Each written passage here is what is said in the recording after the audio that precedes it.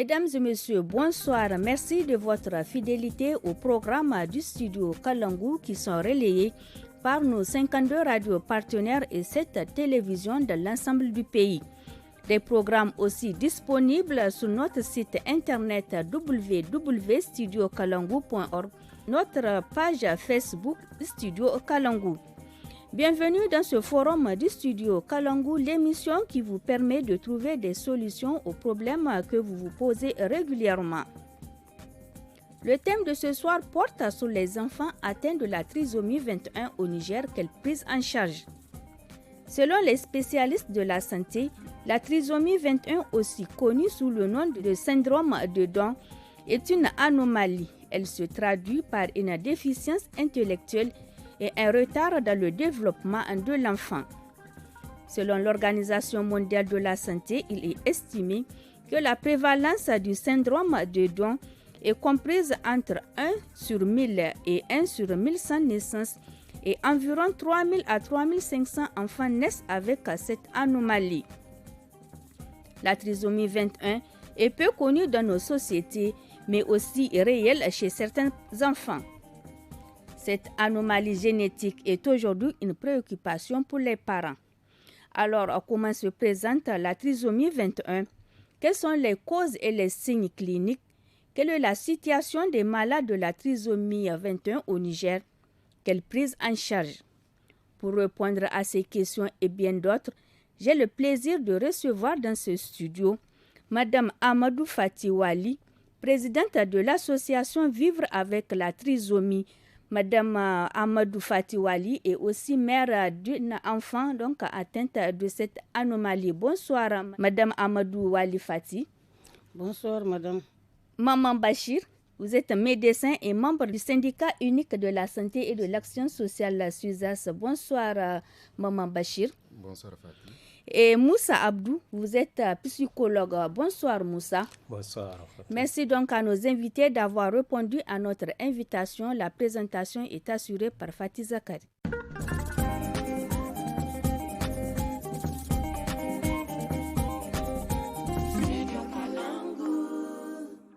Je commence donc avec notre médecin Maman Bachara. Maman Bachir, alors qu'est-ce qu'on entend par trisomie 21 et quelles sont les causes? Merci Fatih. Et la trisomie 21, comme vous l'avez dit en introduction, c'est une anomalie génétique, autrefois appelée mongolisme.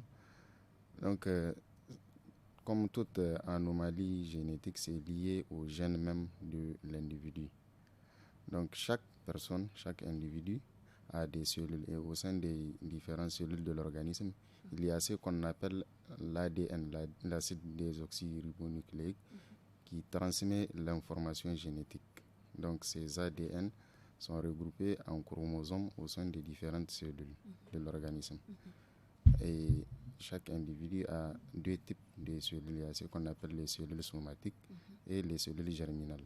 Donc ces cellules somatiques ont chacune 46 chromosomes, 23 paires, que l'individu reçoit des deux parents.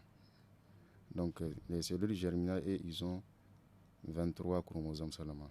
Donc c'est les 23 du père et les 23 de la mère qui vont constituer les 46 paires du chromosome au niveau des cellules de l'organisme.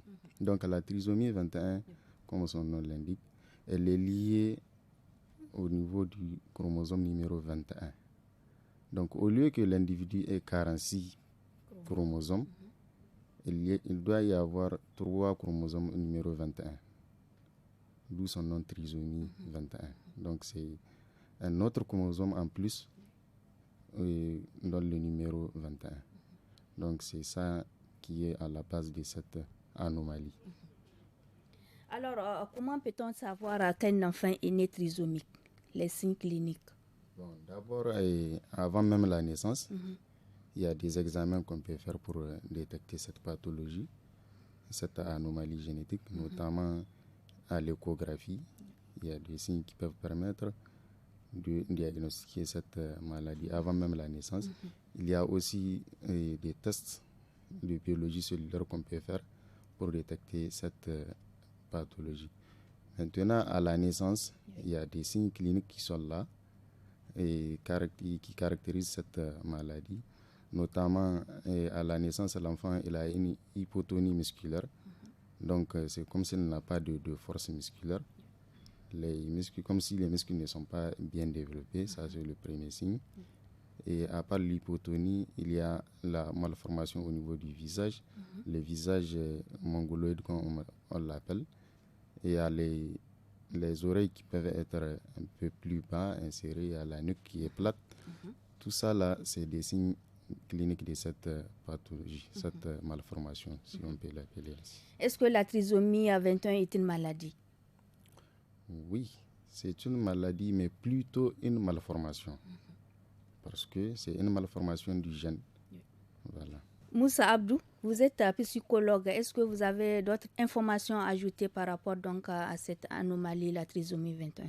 Bon, par rapport à la trisomie 21, effectivement, je voudrais ajouter le cas où le docteur a évoqué que c'est une malformation, c'est une maladie, donc on peut le mettre dans le registre d'une maladie. Mais le concept qui fait en sorte que on ne peut pas guérir, donc c'est quelque chose qu'on ne peut pas guérir.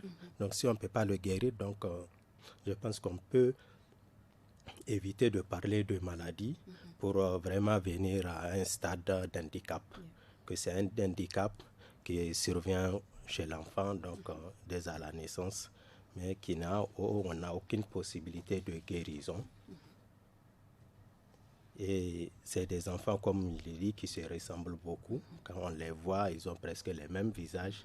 Ils peuvent ressembler à leurs parents, mais quand même le plus grand trait se retrouve entre eux, qui est lié à ce que le docteur venait de dire, cette anomalie au niveau du chromosome 21. Donc c'est pourquoi ils se ressemblent. Et quand on voit ces enfants-là, ils ont un petit cou, les yeux sont un peu écarquillés vers le haut, et la bouche un peu petite, les oreilles petites. Et au niveau du cou derrière même, on peut voir une masse volumineuse qui est très grasse. Et leur peau, quand on regarde leurs doigts sont un peu petits. Au niveau des plantes des pieds, aussi, vous allez voir qu'il n'y a pas cette courbe-là, c'est un peu plat. Donc, c'est vraiment des cas comme ça. Maintenant, sur l'aspect psychologique, humain, quand on voit ces enfants-là, c'est des enfants qui sont presque toujours joyeux. Et c'est ça surtout leur point fort. Ils sont souriants, tout le temps heureux, et tout le temps qui se rapprochent, même si c'est un étranger, ça ne les gêne pas, ils se familiarisent très rapidement avec eux. Et ils sont un peu vraiment très comiques. Et quand même on est détressé, quand on les rencontre souvent, on serait obligé de sourire un peu. Donc c'est ça leur point fort vraiment. Madame Amadou Fatiwali, vous êtes présidente de l'association Vivre avec la trisomie. Veuillez donc nous présenter brièvement votre structure. Avant de répondre à votre question, madame, permettez-moi de vous témoigner toute ma gratitude et ma reconnaissance au nom de notre société Vivre avec la trisomie 21 pour l'invitation que vous nous avez adressée. L'association Vivre avec la trisomie 21 est une association nigérienne donc, qui a pour mission principale d'améliorer l'état de santé et la condition de vie des enfants atteints de la trisomie 21 au Niger. Pour réussir notre mission, nous avons choisi 2 champs d'action, donc à savoir l'éducation et la sensibilisation. L'assistance et la prise en charge des enfants trisomiques. Notre association a obtenu son agrément par l'arrêté du ministère de l'Intérieur 0329 du 20 avril 2021. Donc la devise de l'association Vivre avec la trisomie 21, éducation, autonomie, insertion. Voilà. Madame Amadou Fatiwali, vous êtes aussi la mère d'une fille atteinte donc de cette anomalie. Alors, quel âge a votre fille? Asia est née le 18 octobre 1988. Voilà. Donc, quand elle est née, à la maternité, on ne m'a rien dit. Arrivée à la maison, curieusement, j'ai ouvert le carnet de santé. Bon, chaque fois, c'est l'APGAR qui me tique. J'ai regardé son APGAR sur le carnet, c'est marqué 6-10. J'ai dit, donc il y a une anomalie. Mon enfant là a une anomalie. Juste après le baptême, je me suis rendue à la clinique de la Pro-Santé, voir la pédiatre, Dr Swad, pour présenter le carnet et l'enfant. Elle me dit que c'est un enfant qui a des problèmes, mais elle ne va pas vite marcher, elle ne va pas vite grandir, elle ne va pas vite parler. Elle ne m'a pas expliqué au fond ce que c'est. En sortant, je passais mon temps à pleurer. Arrivé à la maison, j'ai touché des sages-femmes, des parents, des connaissances, sages-femmes et médecins. Pardon, je les ai expliqués. Ils m'ont expliqué. Après, je me suis rendue chez un oncle, docteur Ali Joubo, avec le carnet et l'enfant. Il m'a tout expliqué. Mais je n'ai pas cessé de rencontrer des médecins. J'ai rencontré plus de 20 médecins. Docteur Didier, des pédiatres, des médecins généralistes, des spécialistes. Tout ça pour le cas de mon enfant, pour voir comment c'est. Donc c'est après que je sais que c'est vraiment un enfant mongol, comme on disait. Mais je n'ai pas cessé, puisque d'autres me disaient qu'ils ont des problèmes cardiaques, ils ont des problèmes. J'ai fait le problème cardiaque, il n'a pas le problème cardiaque. Donc, le truc, c'est qu'elle a la langue qui est trop dans la bouche, donc elle tire la langue. Tout. Donc, j'ai commencé à faire des suivis, des examens, tout et tout. Les médecins m'ont donné des conseils de prendre des couleurs frappantes pour ces objets, de les jouer, et même ses habits. Et c'est ça que j'ai fait. Donc, c'est avec ça qu'elle a continué à s'asseoir, à marcher, à parler. Alors, comment vous vivez donc le handicap de votre fille? Elle a 23 ans. Elle a 23 ans. Vraiment, je n'ai pas de problème. Puisque j'ai sensibilisé ses frères et sœurs avec les conseils que les médecins m'ont donnés. J'ai sensibilisé la famille. J'ai sensibilisé mon entourage. Dans le quartier, au début, quand elle a commencé à sortir, on dit que c'est folle comme moi. J'ai dit non. J'ai fait de maison en maison pour dire qu'elle n'est pas folle. Donc, j'ai fait la sensibilisation de mon entourage du quartier, dans la maison même. Sa soeur, il y a 10 ans d'intervalle entre sa soeur et le second. Donc, comme elle fait le journalisme, je l'ai obligée à faire sa soutenance sur la trisomie 21. Et elle a fait sa soutenance sur la trisomie 21. Et avec ça, quand elle a commencé à faire les recherches, malheureusement qu'au Niger, il n'y a même pas, comment dirais-je, un document ou un service qu'on peut avoir des recherches approfondies sur la trisomie. Vous voyez. Donc, quand elle a fait sa soutenance sur ça, ça a marché. Parce que je vois que c'est une maladie qui est cachée. Personne n'en parle. Personne n'en parle. Et nous, chez les Africains, on dit que c'est un sort. Une malédiction. Une malédiction. Alors, Hassia, comment donc vit-elle ce handicap? Vraiment, elle n'a pas de problème. Parce que quand ses sœurs vont au mariage, aux cérémonies, elle va avec ses sœurs. Je sors moi-même avec elle. Et vraiment, maintenant, elle est cousine de toute la famille. Même ses oncles, même ses tantes. Elle n'a pas de problème. Voilà. Elle s'exprime normalement. Elle fait tout ce que maintenant, elle me fait le ménage. Elle fait sa lessive elle-même. Elle s'occupe de ses neveux et ses nièces. Donc, vraiment, il n'y a pas de problème. Alors, Moussa Abdou, vous êtes psychologue, vous travaillez aussi à l'hôpital national de Niamey. Oui, j'étais à l'hôpital national de Niamey depuis 2003. Depuis 2003. Et précisément en 2010, j'ai commencé à m'impliquer, en tout cas fortement, dans la prise en charge des enfants vivant avec une déficience intellectuelle. Donc, parmi lesquels je recevais aussi plusieurs trisomiques. Donc, comme Madame la Présidente l'avait dit, et c'est vrai, en termes de statistiques, sur la déficience intellectuelle en général, il n'y avait pas trop de statistiques, il n'y avait pas trop de documents. Mais à partir de 2012, là, en tout cas, moi, à mon niveau, j'ai commencé à avoir des statistiques et à avoir des documents. Bon, si des gens n'ont pas pu m'approcher, bon, sinon, j'ai travaillé depuis 2010 avec eux. Donc. Alors, comment se présente donc la situation de la trisomie 21 quand vous fréquentez les centres de santé? Donc, les parents, effectivement, amènent leurs enfants surtout pour la déficience intellectuelle, parce que chez les trisomiques 21, il y a toujours cet aspect de déficience. Donc, ils n'ont pas une autonomie. Et c'est ça la plus grande inquiétude des parents, parce que chaque parent veut assez que son enfant soit un jour autonome, avec vraiment une situation aussi confortable. Mais malheureusement, on trouve que chez eux, ils ont ce problème d'autonomie. Et l'objectif principal, c'est d'agir pour leur donner une certaine autonomie. Parce que plus ils n'ont pas de rééducation, ils n'ont pas de suivi, et plus leur situation se complique au fur et à mesure que leur âge avance.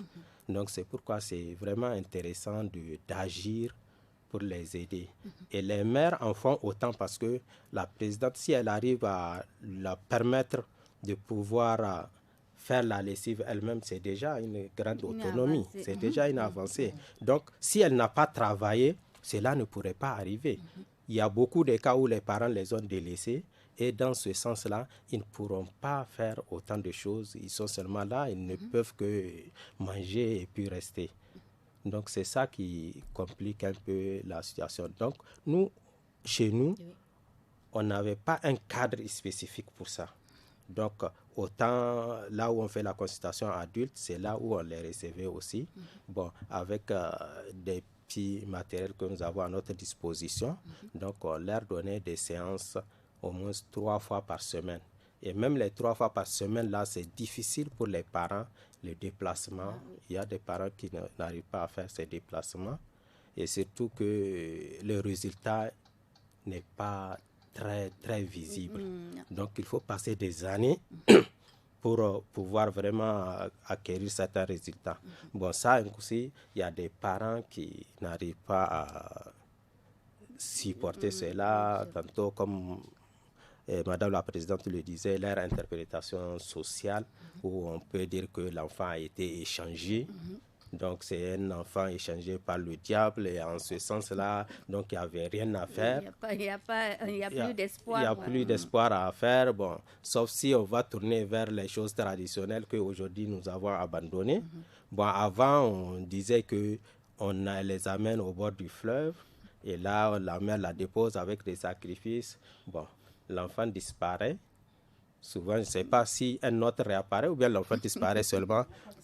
Bon, là, je ne sais pas si c'est un système de liquidation pour faire disparaître la personne. J'ai eu une mère qui a, après l'intervention, après le truc de la journaliste là, j'ai eu une mère qui s'est approchée de moi. Elle me dit qu'avant, elle transportait son enfant de Bukoti à l'hôpital pour la rééducation. Sa grand-mère a dit à son fils, au mari de la femme, de ne pas continuer à gaspiller son argent, d'amener l'enfant là au bord du fleuve avec une chicotte. C'est un génie du fleuve. Quand on va la chicoter, l'enfant va rejoindre ses parents là-bas. Wallahi. Et il a fallu que la femme, quand elle était, mais je pleurais le jour-là, je lui ai demandé, ton mari sera à la maison avec ses parents vers quelle heure? Elle m'a dit, les dimanches vers 14h. J'ai préparé ma fille. J'ai accompagné la dame pour voir chez elle d'abord. Donc j'ai préparé ma fille. Le dimanche à 14h, je suis partie. Dès que je suis rentrée avec Hassia, ma fille, les gens regardaient Hassia comme ça. Ils regardaient comme ça. J'ai demandé à la femme, je suis rentrée chez elle, j'ai trouvé son mari. J'ai parlé avec son mari. Il m'a dit, madame, pardon, vous pouvez expliquer ça à ma mère et mes frères et soeurs. J'ai dit, il n'y a pas de problème. Il est parti rejoindre sa mère dans sa chambre avec il y a les frères et il y a les soeurs. Je les ai expliqués. C'est wallahi, madame, c'est le jour-là que sa belle famille a commencé à prendre l'enfant, à toucher l'enfant. C'est à partir du jour là qu'ils ont commencé à toucher l'enfant. Même toucher là. Toucher, c'est sa mère seule. Moussa Abdou, alors avant, à un moment, vous gérez un centre donc, qui s'occupe de ces enfants. Alors que ce centre-là n'est plus fonctionnel, qu'est-ce qui n'a pas marché? Est-ce que les parents n'inscrivent pas leurs enfants? Oui, au départ, c'était effectivement quand j'ai recevais les enfants à l'hôpital national. Et j'avais en tout cas le nombre à croître. Et j'avais plusieurs enfants, plus de 12 enfants qui venaient. Donc s'il faut faire 3 séances à chaque enfant par semaine, ce n'était pas possible. Et là, j'ai suggéré aux parents qu'on crée une association que nous avons nommée Association des mères des enfants déficients intellectuels. Et donc nous avons très vite eu l'agrément avec en tout cas l'effort des parents. Nous avons eu l'agrément, nous avons pu ouvrir un centre qu'on appelle Centre Amédi et qui a fonctionné de 2014 à 2016. Et les parents, en tout cas, c'est vrai, il faut, dans notre contexte, socio-économique, ce n'est pas facile la prise en charge pour un parent. Parce que déjà avec la scolarité des autres enfants qui sont là, il faut mettre un minimum de 500 000 francs par an. Ça, c'est quand on ne cherche rien derrière tout cela. Ou moi-même, je n'ai pas de salaire dans ça. C'est uniquement le fonctionnement, la prise en charge des enfants. C'est cher. C'est cher. Donc vraiment, aucun parent, en tout cas, c'est difficile pour les parents d'honorer ça. Et là, ça a fait en sorte que, bon, j'ai eu des difficultés. J'ai encore refermé le centre. Passons à présent à la deuxième partie de cette émission consacrée à la prise en charge de la trisomie 21 au Niger. Maman Bachir, vous l'avez expliqué dans votre intervention que ce sont les parents qui transmettent au moment de la conception 46 chromosomes qui constituent par ailleurs un soubassement génétique. Alors, peut-on détecter la trisomie chez le fœtus dès le début de la grossesse? Oui, c'est ça que je venais d'expliquer dans mon exposé. Et avant même la naissance, donc en consultation prénatale, il y a des pays où le test pour la détection de la trisomie 21 est systématique. Ici au Niger, ce n'est pas encore systématique lors de la consultation prénatale, mais toujours est-il dit que ça peut être détecté avant la naissance. En faisant des échographies. Il y a l'échographie. À travers l'échographie, c'est les malformations relatives à cette pathologie qu'on peut détecter.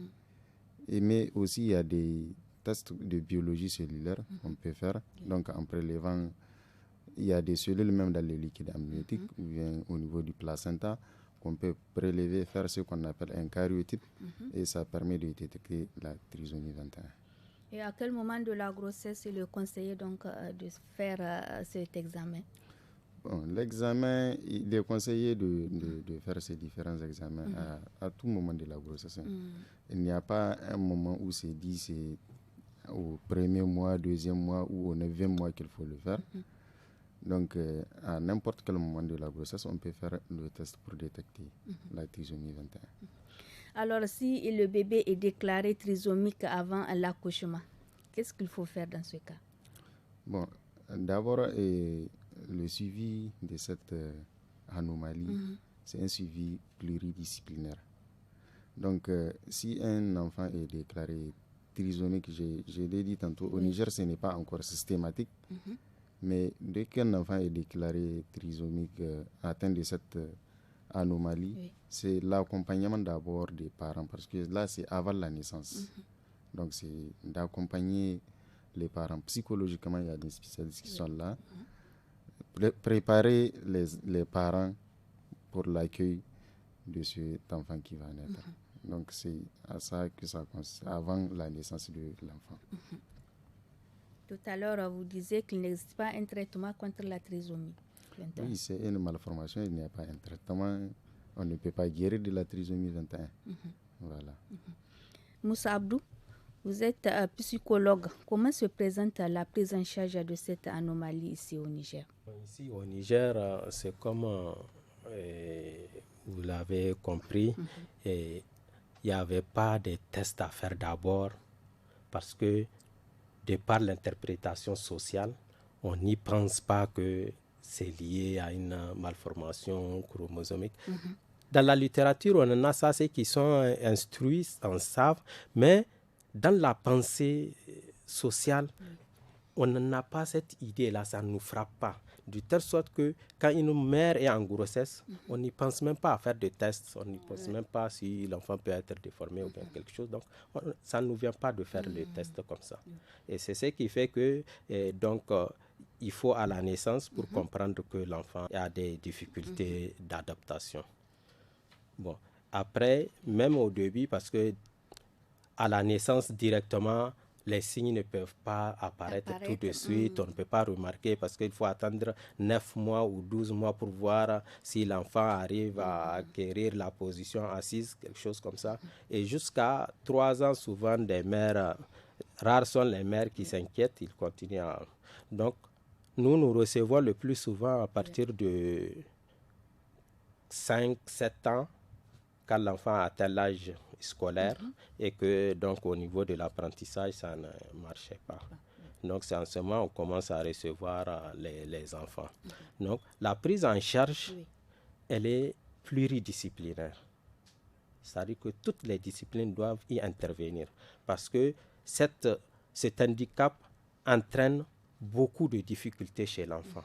Donc il y a des problèmes au niveau de l'ORL, et comme le docteur l'avait dit, problème de tonus, donc l'hypotonie des muscles, donc la langue est flasque, donc articuler les mots, ça va être difficile, les muscles sont relâchés un peu partout, et donc même pour prendre un crayon pour écrire, la mobilité, elle est difficile, et la dextérité pour pouvoir manipuler des choses, c'est difficile chez eux.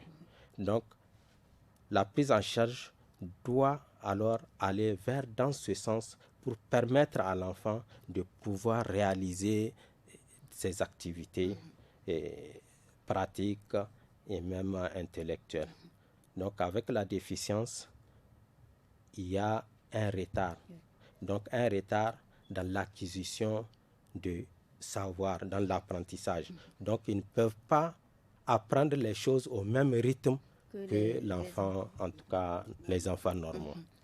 Donc, il faut vraiment beaucoup de temps. Il faut beaucoup de temps. Et ce qui a instauré chez eux, ce n'est pas une intelligence en tant que telle, mais c'est un automatisme qu'il faut installer chez eux pour que tout soit automatique. Maintenant, à l'âge adulte, cet automatisme-là peut leur permettre, en tout cas, d'assurer l'essentiel de leur existence vitale.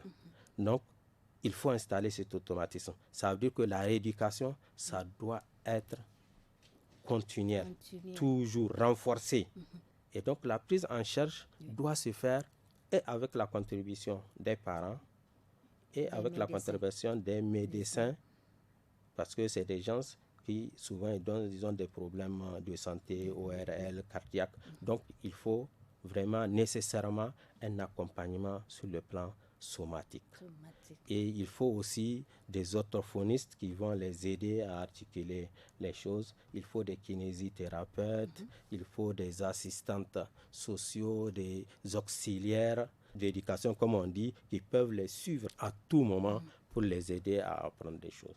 Donc vous voyez, c'est ça qui complique la prise en charge. C'est coûteux. Ça demande de l'énergie, ça demande de la patience et c'est surtout ce qui manque au niveau même des spécialistes. La patience et des parents. Bon, la mère, moi je dis la mère, elle est obligée de vivre, mais c'est rare de voir des pères qui sont impliqués dans ça. Et est-ce s'il y a vraiment un suivi, ces enfants-là arrivent à être autonomes? Bien sûr. Si, en tout cas, le suivi est strict. Dans les pays développés où ils ont compris. C'est pas aujourd'hui, depuis les années 50, ils sont en train de faire des recherches. Et aujourd'hui, partout dans les autres pays, surtout en France, il y a des centres pour ça. Il y a des centres qui sont spécialisés pour ça. Et on arrive à avoir les trisomiques, les autistes, tous arrivent à faire même des conférences souvent pour expliquer leur cas.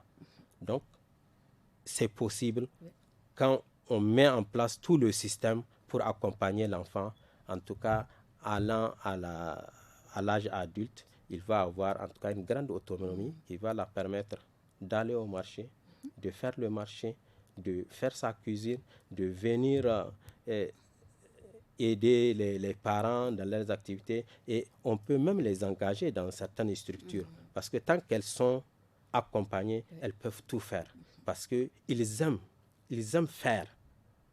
C'est là leur point fort. Ils ont la volonté et ils veulent travailler en équipe. Donc, il suffisait seulement qu'on les accompagne, qu'on accepte leurs erreurs parce qu'il y a une déficience qui est là. Donc, pas forcément qu'elles réussissent partout. Donc, il faut qu'on accepte cela. Et là, ça va leur donner une autonomie, une grande autonomie même. Même maintenant, ici même où il n'y a pas ces centres qui sont là, moi, j'ai rencontré des trisomiques qui se débrouillent. Par exemple, au niveau de la pharmacie SOS, il y a un qui est fréquent là-bas, il est familier avec les gens, il ouvre la porte, il gagne ses paix. Bon, Ça, c'est une sorte d'autonomisation. Il quitte la maison, il vient, il retourne à la maison. Donc, c'est déjà... Si cet enfant-là arrive à être accompagné, ça veut dire qu'il va faire mieux que cela. Oh, oui. Madame Amadou Fatiwali, quelle autre appréciation faites-vous de la prise en charge des enfants atteints de la trisomie 21 au Niger? Bon, l'appréciation que je fais, c'est qu'il n'y a pas une prise en charge réelle de la trisomie 21 au Niger. Ni en faveur des parents, ni en faveur des enfants. Il n'y a pas une synergie entre les médecins et les pédiatres. Donc les enfants sont suivis aux frais des parents. Et maintenant, ce n'est pas tout parent qui peut suivre, qui peut faire la rééducation. Même le transport matin et soir, amener l'enfant prendre l'enfant au transport. Puisqu'à un certain âge, tu ne peux pas prendre ton enfant au dos. Ce n'est pas possible. Donc il faut que vraiment, le déplacement même c'est un problème. Alors, comment faut-il améliorer cette prise en charge pour que ces enfants aient une bonne qualité de vie? L'amélioration de la prise en charge, il faut une prise en charge adéquate pour les enfants, des enfants atteints de la trisomie 21. Nous pensons aussi que la création de l'État d'un centre de santé spécialisé de la trisomie, puisque c'est au Niger seulement qu'il n'y a pas ce centre. Au Mali, il y en a, au Burkina, il y en a, Lomé, il y en a, Ghana, il y en a. Ainsi que des programmes de formation du personnel de santé qui vont considérablement améliorer la situation. Alors, quelles sont les actions menées par votre structure pour venir en aide à ces enfants? Tout début est difficile. Nous sommes à notre début. Le lancement de nos activités a été fait le 21 mars 2022, Journée internationale de la trisomie 21. Donc à ce stade, notre parcours, nous avons établi la liste des enfants trisomiques avec lesquels nous sommes rentrés en contact. Nous réussissons aussi de constater que les parents sont soulagés avec notre structure lors du lancement. Il y a beaucoup de parents qui se sont approchés de nous. Donc, car il n'y a plus de réconfortant que de se confier à quelqu'un qui peut rester à ton écoute, qui peut partager ta douleur. Bien sûr. C'est ça. Alors, vous êtes aussi mère d'une fille atteinte de la trisomie 21. Quel type de soutien vous offrez à votre fille pour qu'elle puisse s'épanouir convenablement? Bon, la proximité, les conseils, et son éducation. Puisque, comme l'a dit l'autre spécialiste, j'ai eu à l'inscrire dans différentes écoles qu'elle n'arrive pas, à l'école mission, au jardin d'enfants, école mission, elle n'arrive pas à suivre. Une école privée, là, elle n'arrive pas à suivre. Après, je l'ai inscrite au Pélican. Au Pélican, ça va là-bas, elle arrive à se débrouiller. Mais après, je l'ai inscrite aussi à l'école des métiers d'art. D'art, voilà. Elle a fait une formation là-bas. Donc, de teinture. Et elle a eu son attestation. Maintenant, elle veut faire la couture. Monsieur Moussa Abdou, vous êtes psychologue. En décembre 2021, l'Assemblée générale des Nations Unies a décidé de proclamer le 21 mars de chaque année la journée internationale de la trisomie 21. Alors, pourquoi l'instauration d'une telle journée? L'instauration d'une telle journée, parce que déjà au niveau de la coordination des droits humains, il est dit de prendre en charge aussi bien les personnes normales que les personnes en situation de handicap. Et là, comme la trisomie 21 fait partie aussi des handicaps, donc en ce moment, et qu'ils ont droit au bonheur et à la jouissance, malgré qu'ils sont délaissés par la société. Donc ainsi, ils ont été pris en compte en tout cas, pour leur permettre maintenant de jouir. Et cette journée-là va interpeller tout le monde à se poser des questions sur leur sort, à se poser des questions sur comment améliorer leur situation. Et voilà le sens de la journée. Et ceci peut toujours permettre en tout cas d'améliorer leur prise en charge.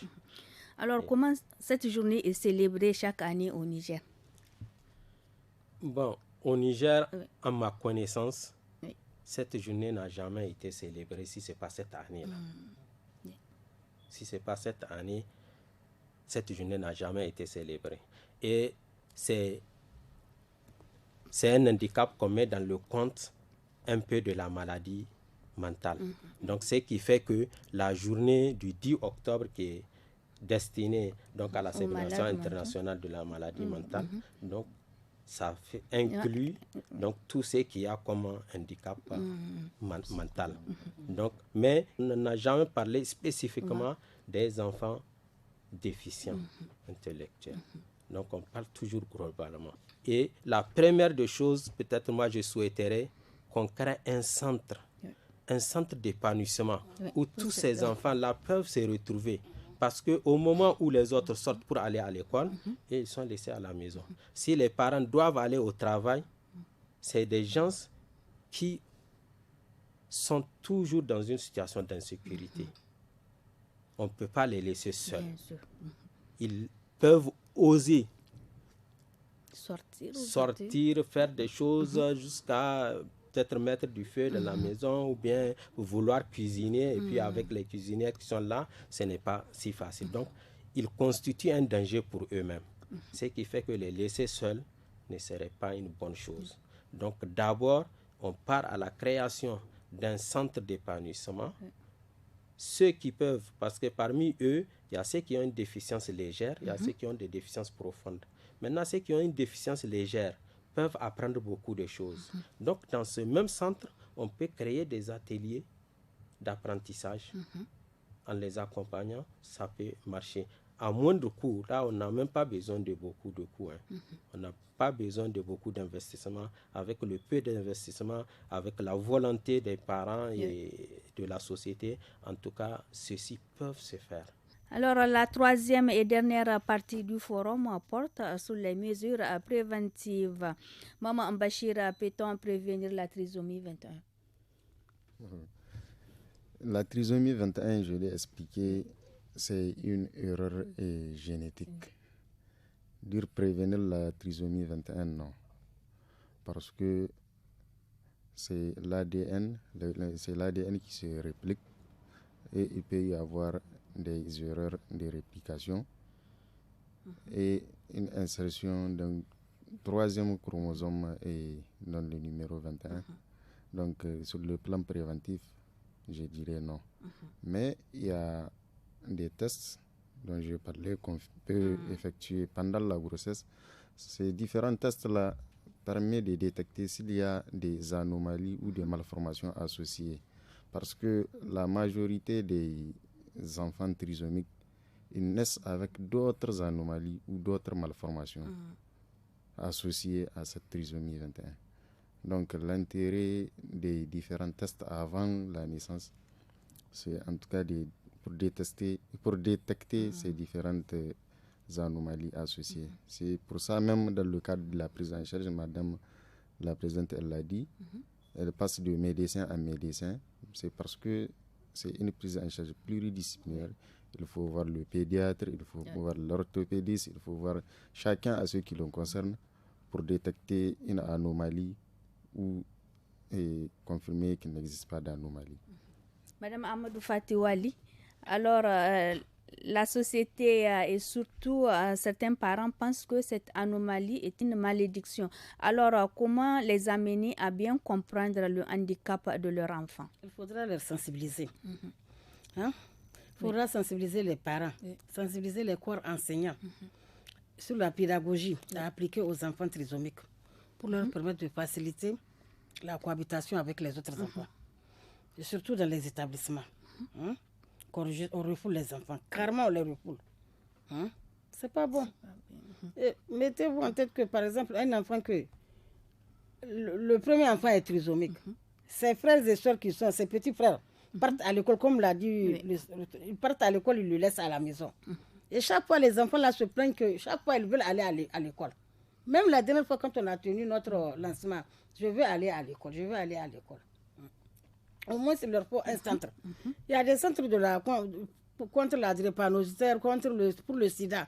Mais on doit le faire aussi un centre de la trisomie 21. L'État doit faire ça. C'est comme ça. Vraiment, il faut une sensibilisation. Il y a même certains parents même qui refusent de connaître que c'est une maladie.